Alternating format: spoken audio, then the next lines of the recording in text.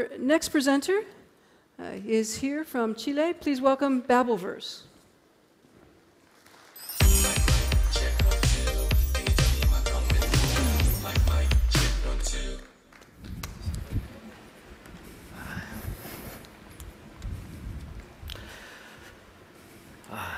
Well, bonjour, yazas, hola, hello.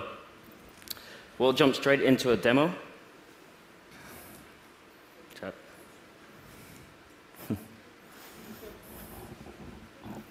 Doesn't work.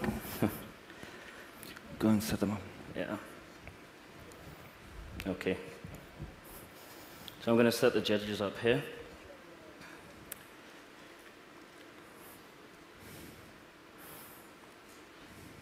Welcome and thank you for using Babelverse. You will now hear this talk in your language. Okay. So, my name is Joseph, and I'm co-founder of Babelverse. And it's great to be here. It's an honor to be part of a startup competition.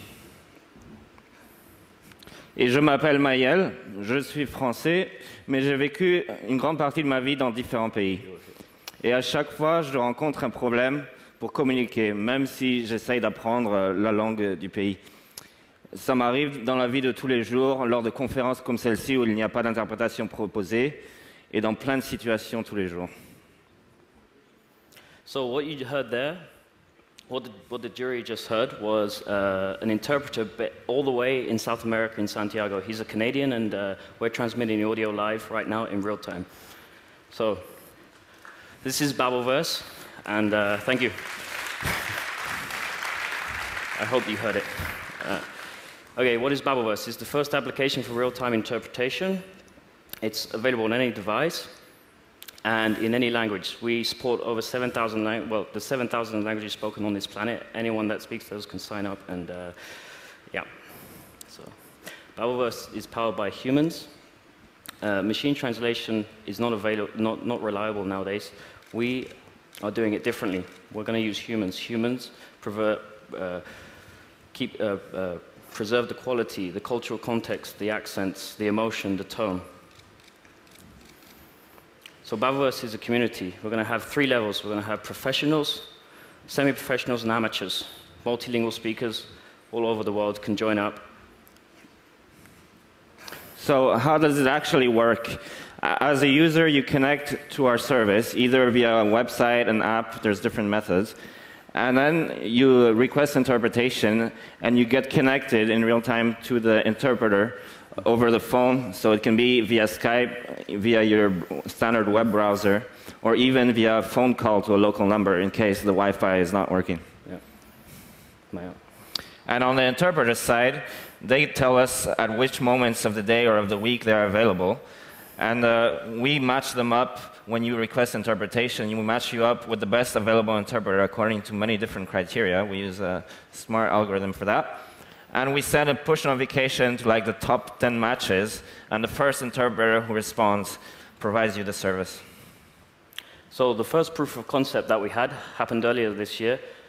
After an online coding session, we set up an application where people could support from afar the Japanese crisis. So English to Japanese speakers could then sign up and volunteer their language skills for the crisis. So we had 150 people volunteer their time, and it was fantastic, and it's a very humbling response we had. So, now onto the markets. So at LeWeb, we are launching just the first part of the service, which is for conferences. In this situation, it's for small to large conferences like LeWeb, and they can request and obtain interpretation right now on our service. On our service. Going forward, we see this as a universal translator. Imagine an interpreter in your pocket. So wherever you are, you can have a conversation in any language. And then public services, and ultimately third parties will build on top of our platform other applications. So Babelverse is really seeking to disrupt the market.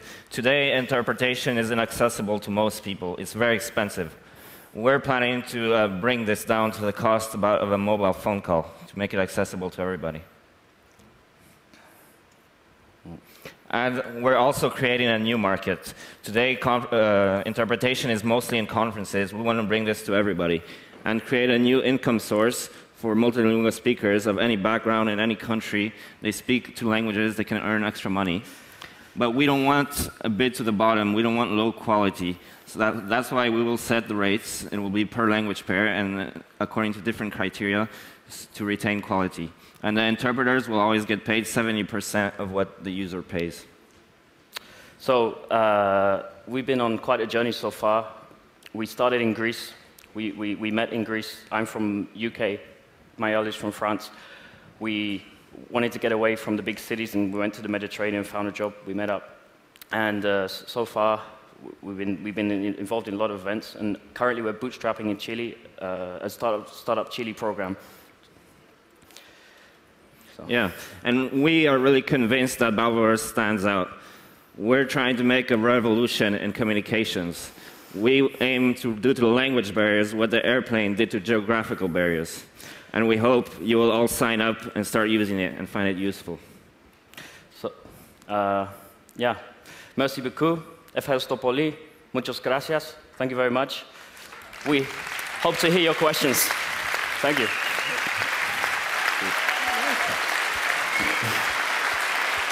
Well done. We have a panel eager to ask, so please jump right in. What is the price of the service for the beta? The price for the user, we're aiming to be around the price of a mobile phone call. That will actually vary per language pair. So we'll match each language pair to the countries where those languages are spoken the most and look at the cost of life in those countries to make the cost per minute available, accessible to most people, and also a fair price for the interpreters in those countries to be paid. But for example, for a French who speak very bad English, what will be the price? It could be about 50 euro cents per minute. Yeah. Thanks. Sorry, I think it looks like a great product. I'm just very surprised, but it might be just a very good sign that it doesn't exist. Because I heard a lot about real-time translations through teleconference and all that kind of stuff. Is the difference that they're not just provided through the teleconferences companies, or is the price different? What is the real difference?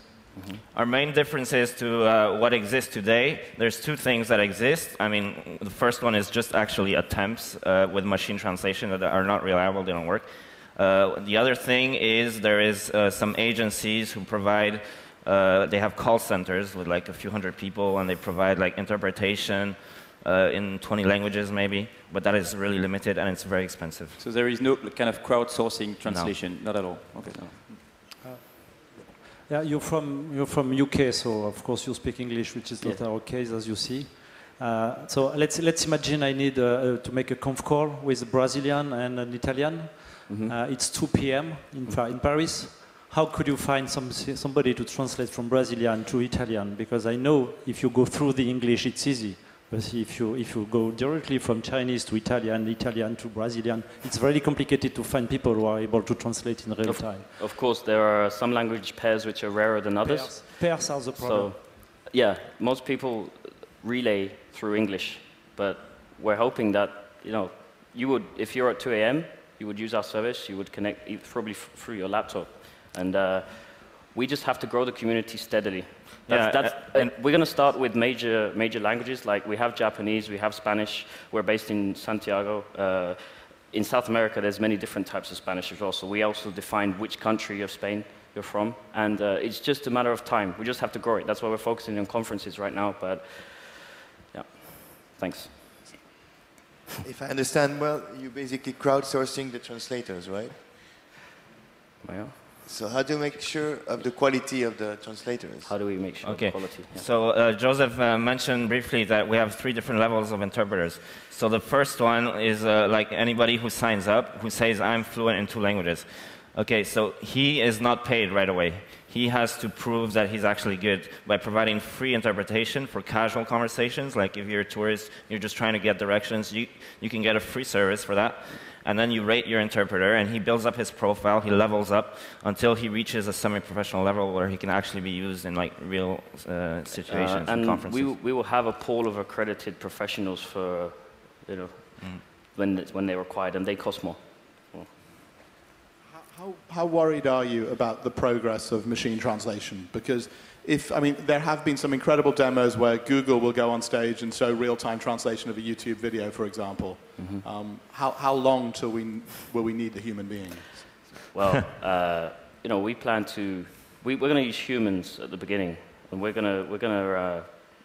but humans are more reliable at the moment. So we think we're at the right time to be introducing that, and machine translation will gradually develop. But we're going to have a huge community of voice humans, so that we can then, you know, in a few years. Yeah, in the future, maybe if machine translation is good enough, you can connect to Babelverse and get machine translation by default, and then when it's not good enough, you switch to a human. Do we have time for another brief question, or we're all asked out? How do you manage peaks? I think that's what Mark asked, but how do you manage peaks of demands? Because you need to have a lot of translators around the world, everywhere, and sometimes there is a peak. And how do you manage service on this when you do? Yeah, we're really aiming to build a community in the tens of thousands, if not millions of users, covering every time zone. So that's really the purpose, and we think that it exists. Today there are communities, for example, of language exchange, polyglots who want to practice their language. There are in the tens of millions. So we think the people are there and they're ready to do it. Thanks to Zachary. If we didn't have Zorbas the Greek here, we would just want to thank Zach. That's our designer. There's the third person, and he's in the audience. And thanks, Zorbas the Greek. And thank you all very much. Congratulations on your top 3 finalist awards. Thank you. Cheers. Thank you. Thanks, gentlemen.